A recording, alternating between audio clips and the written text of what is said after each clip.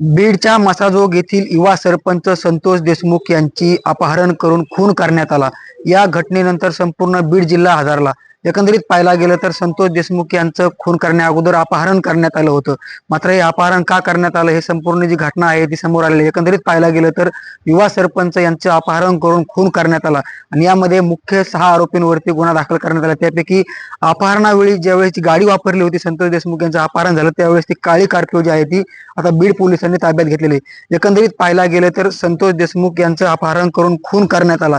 या अपहरणामध्ये जी गाडी वापरलेली होती त्या गाडीचा नंबर आहे MH44Z 9333 असा या गाडीचा नंबर आहे। एकंदरीत पाहायला गेलं तर संतोष देशमुख यांचं अपहरण केलं। सुरुवातीला अपहरण केल्यानंतर त्यांचा अपहरणाच्या दरम्यान खून करण्यात आला आणि ज्यावेळेस ही काळी स्कॉर्पिओ जी आहे ती या अपहरणात वापरण्यात आलेली होती असं निष्पन्न पोलिसांकडून करण्यात आलेलं आहे।